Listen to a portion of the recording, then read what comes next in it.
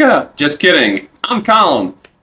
This is obviously Diagnosis Redefined, and we're doing a little bit of something different today. We've got a group of men here, including Dillon from Chronically Healthy, Braden from Hicks Athletics, and I am Dr. Colin with Haven Chiropractic and Wellness. We're going to talk a little bit about testosterone and how it is really affecting you and your life, and how we are actually putting together a little workshop on April 18th from 11:30 to 1 p.m. We'd love to see all of you there so we can kind of get to know a little bit more about our bodies and how testosterone is affecting it. So with all of that going on, I'm going to send it over to Dillon to start us off. All right, you beautiful boys, let's hop into this thing here and start talking about all things testosterone.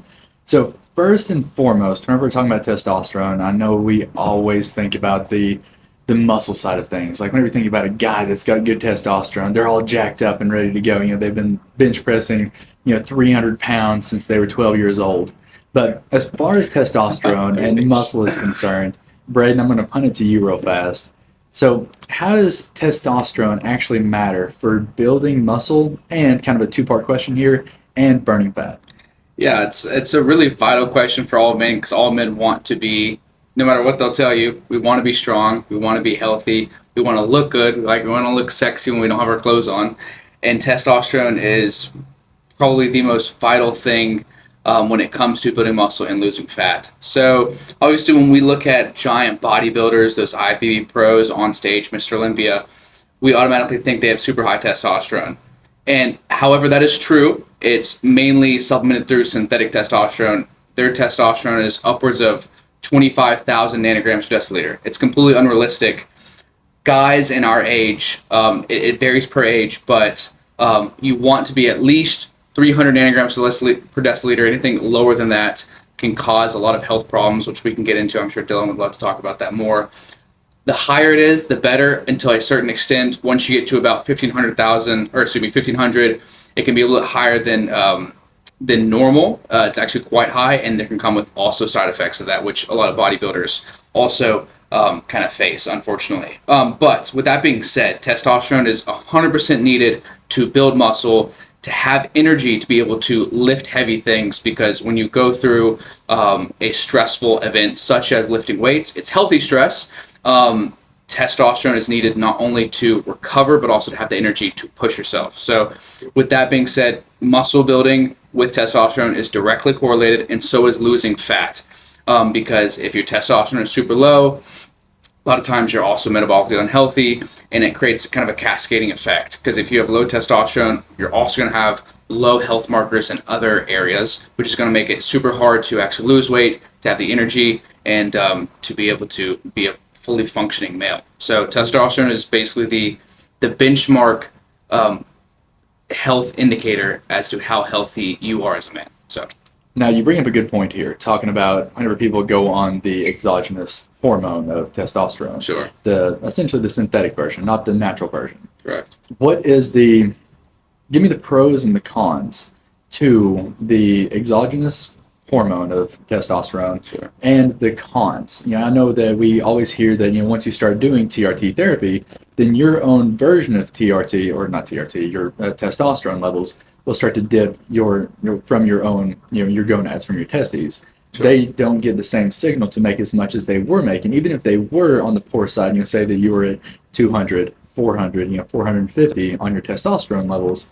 Whenever you start doing TRT, is there a negative ramification? And, like I said, pros, cons, give me those. Yeah, so that's a really good question. And we're kind of dipping into the realm of a slightly controversial kind of topic, because a lot of people, especially once they pass like 40 years old, 50 years old, they will swear by TRT, specifically testosterone replacement therapy, which isn't like the same drugs that, like I mentioned earlier, professional bodybuilders use, because they'll use like D-ball, and they'll also use like Tren, which work a little bit differently than TRT. However, they're still in the same family. So TRT usually is prescribed and used to help raise those levels to a normal functioning male. So they're not taking it to reach, 5,000 nanograms per deciliter. It's usually to 500 or maybe 1,000, maybe 1,500 if they want to be more aggressive. So the thing is, people will take it for decades and still be healthy. However, it does have cons. End of story. It has cons, but it also has a lot of pros. So the pros being, you have more, just like anything good with higher testosterone, you're going to have more energy. It's going to be easier to put on muscle. You're going to be, it's going to be easier to lose fat. A lot of other biomarkers are going to be raised. Also, metabolism can also be sped up because of higher testosterone. And you're going to have more energy, more libido, more stamina inside and outside of the gym as a male. So there's a lot of pros to having high testosterone. Obviously, not too high, then there can be cons with that. But the cons of the TRT to it. So then it goes the other way. But then it goes the other way. It's 100%. The cons of TRT, it is synthetic. So your testes and your overall natural testosterone production, even though it was already low before, probably if you hopped on TRT, now it's basically zero. Because for some reason, your body believes that before taking TRT, it needed to produce X amount of testosterone. For some reason in its biology, because of its environment or genetics, there's a lot of different markers and things that come into play for your endocrine system.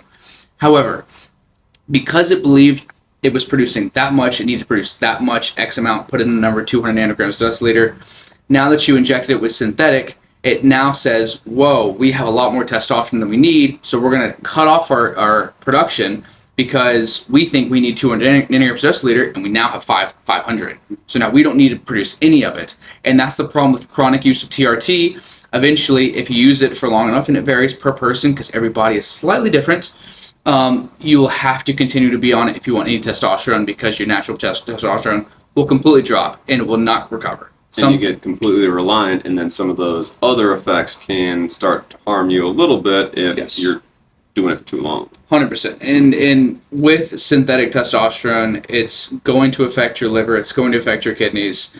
Chronic use is definitely worse than acute use. But that is something that you definitely need to be looking out for, doing blood work regularly, because I have seen it relatively more frequently than I like to admit, of cancers, colon cancers, kidney cancers, liver, high blood pressure, because of this androgynous testosterone that they're injecting. So, but the acute version, if you're only taking it, temporarily, that can be very good for you, right? Yeah, I mean, it can be good for you. I mean, I always recommend TRT as a last resort, because you need to exhaust all natural ways to achieve a higher testosterone production naturally than to then hop on synthetic, because it's not going to be as healthy, and a lot of times they're supplementing it to replace their poor lifestyle and poor habits, which have created the low testosterone in the first place. So last resort. And that's where a lot of the lifestyle changes is, that's where the nervous system with chiropractic comes a little bit more involved with that as well. If your body isn't functioning at its best, the TRT is not going to function at its best, but all those other lifestyle changes that you can make before you have to go onto the supplement to try and get your natural testosterone higher, they might not be functioning at all if you're not working properly. I mean, that's the fight or flight versus the rest and digest stress response, right? When you're stressed, your testosterone just isn't functioning at its best. It's one of those things where, our body prioritizes things, right? And so by the time that we get to reproduction, which is that's where testosterone really, that's the level it's at, if we're too high stress, our body thinks, hey, we don't need to do that. And so that's why we need to make sure we're sleeping properly, because that can affect that. That can cause a stress response. That's where we need to make sure our, body is adjusted, because we need to make sure we're functioning properly. Even, one little injury to your shoulder can affect your testosterone levels, which is crazy how, people think, oh, I hurt myself. Why am I not able to get my wife pregnant? I mean, sitting at a computer, having terrible posture, that actually sends a stress response to your brain that says, hey, we are not able to do regular things. Something is wrong. High stress, decreased testosterone. So there's a whole rabbit hole of things that even just the simplest thing of sitting up straight when you're working can have a huge effect on that. And that's why, when we start at the base level, you need to make sure your daily habits are also just on par. And I know that's where Dillon really sits in his realm, is like, where is your food level, where's your inflammation level, all of those different things, because that all has a huge factor on it too. I mean, 100%. there's something about insulin, isn't there, Dylan, that has a huge factor with Yeah, that? tell us Oh, more yeah. about that. Oh yeah. So I mean, as far as like to play off what you guys are talking about, you have to go to the root of exactly what's going on. Exhaust all options first before you start to do the exogenous testosterone. And these are going to look like having movement, having good food, having a GI tract that has motility, that can actually absorb, break down, and utilize certain nutrients. You know, we want our proteins to break down to amino acids. That's going to break down. You're going to get your peptides. So for those of you that are obsessed with peptide therapy, eat more protein because that's where it's coming from. And then to what Colin was alluding here, insulin. And so the thing about insulin, and this is a question you can ask yourself, if you've been dealing with weight gain, if you've got an extra spare tire on your stomach, what hormone do you think plays into that? It literally is the hormone insulin. I'm a type 1 diabetic. If I took my little external pancreas off and I didn't give myself any insulin, I could literally eat anything and not gain 1 iota, 1 ounce of weight whatsoever. I will waste away. It's a wasting disease. So with insulin, if we do have any amount of insulin resistance, it blunts your pituitary's ability to be able to send the right signals for the other hormones, like your luteinizing hormone, like your DHEA, like your pregnenolone.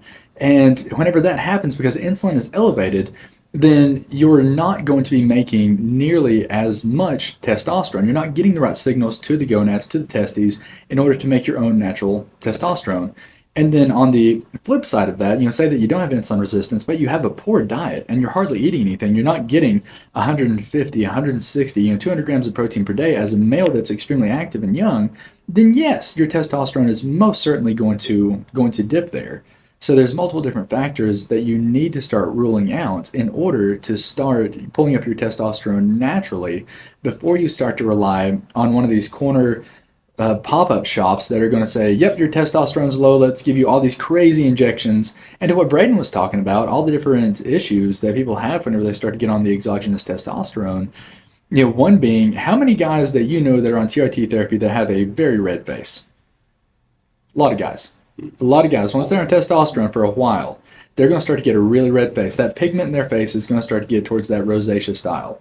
And that is most definitely leaning towards maybe atherosclerosis, leaning towards the high blood pressure, and it's causing that red face that's going on. So let's talk about what it's going to do to the cardiovascular system. And, number one, say you already have insulin resistance, that's going to hurt your heart because then you're not getting the energy to the cells of the heart in order to make the electrical impulse so it can squeeze like a tube of toothpaste in order to get the blood to go where it needs to go. And then 2, we're adding in the degradation of those veins, arteries, capillaries. And so then we're leaning more towards possibly having like a heart attack, stroke, anything like that. And so that doesn't mean that that is the case. And there is a use, like what Braden was talking about, and what Dr. Colin was talking about, there is a use for it. Say that you've exhausted every option and your testosterone is still extremely, extremely low. Then yes, for the short term, let's see if we can't get that engine spinning. Let's see if we can't get that old, broken down engine up and running. But it's not something that we want to lean on forever, just like a lot of medications. If you're in a very depressive or anxious state, yes, you can utilize an antidepressant to get you out of that funk, but you're not wanting to depend on that solely for your health. You want to start balancing things back out, getting those hormones that need to be balanced out. So it's always, you want to go back to the root. You want to exhaust every option. And is it going to be difficult? Of course it's going to be difficult. I mean, these guys can attest. Whenever you live a healthy lifestyle, it's not easy. Mm-hmm. It's something that you have to choose to do day in and day out, because in America, we are used to a life of convenience, and that convenience steals your health from you. It's going to be hard. And just like Braden was talking about whenever he was saying that with weightlifting, it's a stress. It's a good stress. Same thing as getting to the root, having the chiropractic care, making sure that you're in the right posture, that you've got someone guiding you through that, having a personal trainer that's telling you exactly what to do in order to make sure that you're optimizing your workouts in order to have the most optimal testosterone, the most optimal muscle tone, and then having someone guide you on diet. It's something you have to choose every single day, and it is going to be difficult. Now, I do want to put another question to you guys. So this is going to be a multi-answered question here. As far as lifestyle goes for men, trying to optimize their testosterone, where do you guys think that men should start? What are the different steps that you do daily to make sure that you're taking care of your testosterone and that would benefit just the general male that's looking to optimize their health? I'm going to break it down to 4 points, and I'm going to pass it off to you. In terms of myself, the biggest things that I do personally to maximize my testosterone, I just made 4 in my head in like 5 seconds. Let's see if I can remember them. It's low body fat. So if you have too high body fat, your testosterone is automatically going to be inhibited to a certain extent. If you have a optimized body fat, most guys complain about low testosterone and they have a giant beer gut. So before you do anything else and before you hop on TRT, you have to get into a not just a good weight, but a good body fat percentage, because the more muscle mass we have, the better we are. So don't worry about the scale per se, worry about the body fat percentage. The second thing is sleep. I know I'm so busy, I don't get to sleep. Well, whether that's true or not, most times I don't believe, when people say that, unless you're truly working 12 hours a day and you have, 5 kids or whatever, you have a ton of responsibilities, which can happen and it is true, but get more sleep. Minimum 7 hours of sleep. But humans 200 years ago, before Thomas Edison made the light bulb, we were sleeping more than 9 hours a day, and it rotated slightly based on summer and winter based on how long the days were. So keep that in mind. Humans were sleeping much more than you're sleeping now. And that affects our testosterone, it affects our recovery, and it affects our digestion, it affects cortisol, it affects everything. So, and one person once told me that if there was a pill that could do exactly what sleep does to you, it would be illegal because it would be too powerful. So FDA would ban it. So keep in mind, you have that pill for free. You just have to utilize it.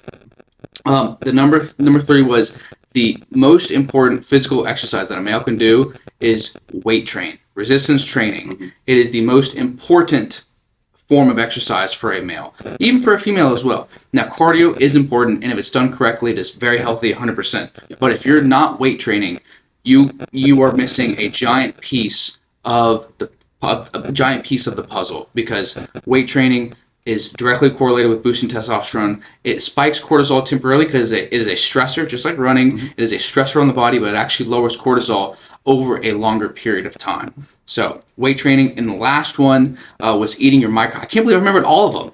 Micronutrients. If your diet is off and you're not consuming enough micronutrients, the micronutrient concentration in your diet on a daily basis is extremely, extremely important to boosting testosterone and the production of testosterone in your testes. That's why, like, for example, like Shilajit, which is like a black tar basically from the Himalayas.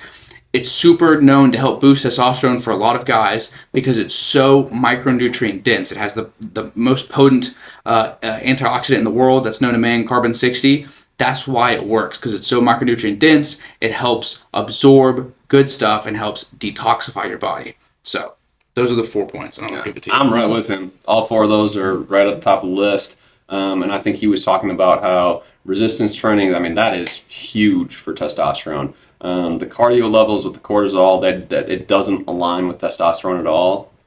We will get into that further at that workshop, but definitely making sure that you're doing enough resistance training is like one of the top ones.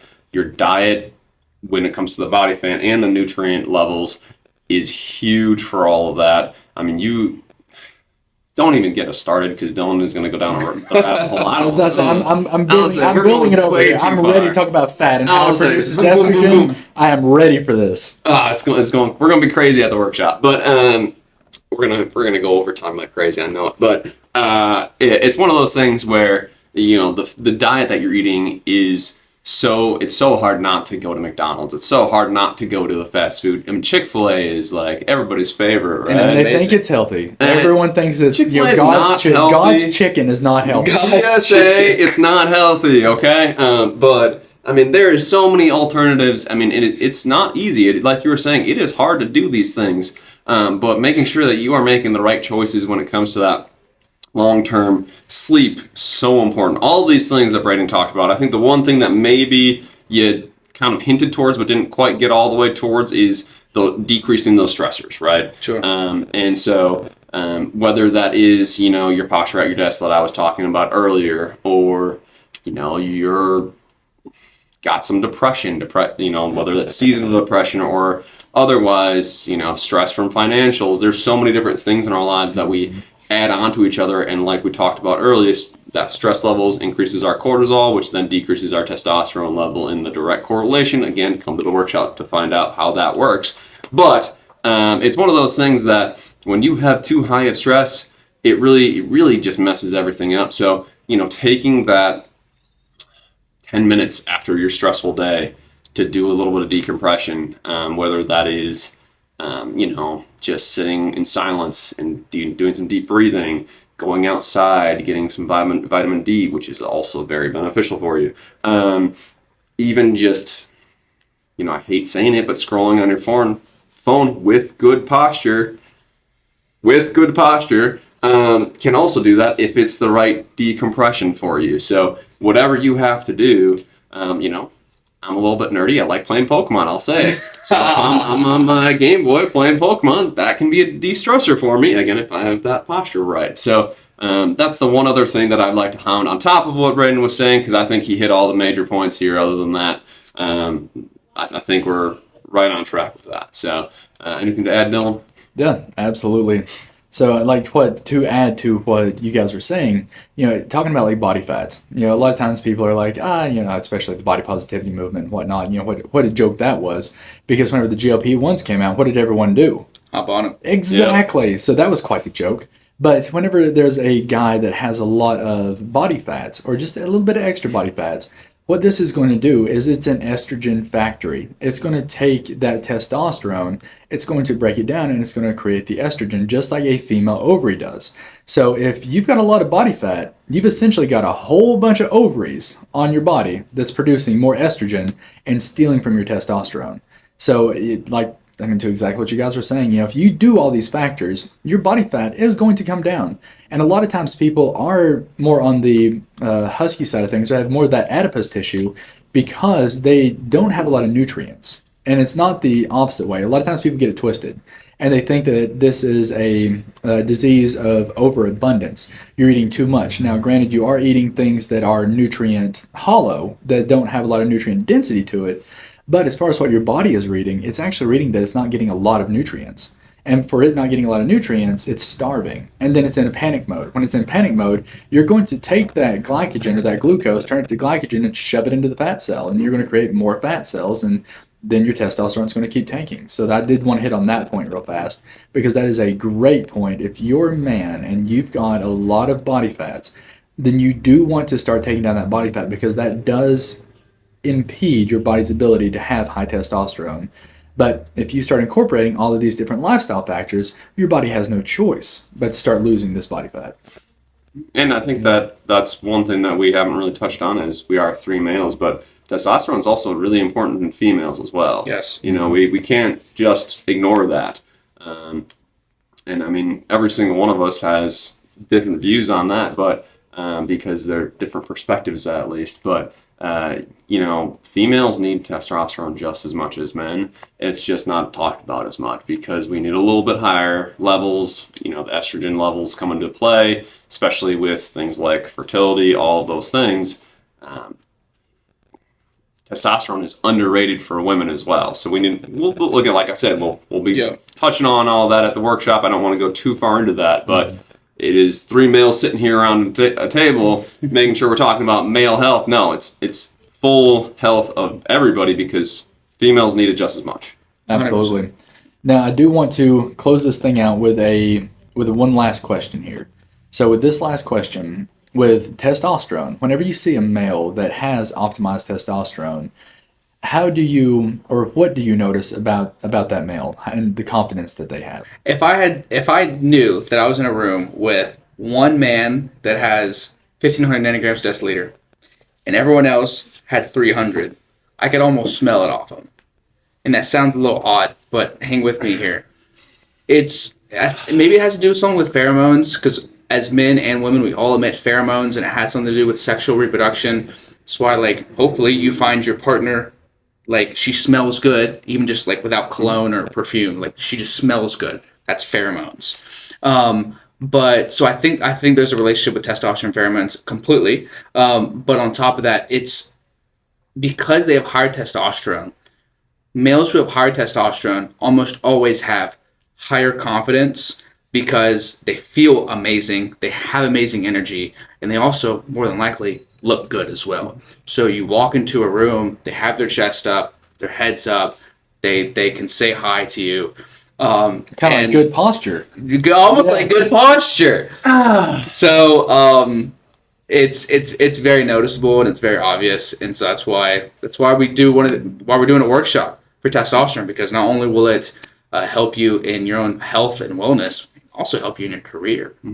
All right, guys. Had a little technical difficulty at the end of the podcast there, cut off the very tail end, but essentially we wrapped up by talking about the workshop that's coming up on April 18th at Haven Chiropractic and Wellness. It's going to be from 11:30 until about 1 o'clock.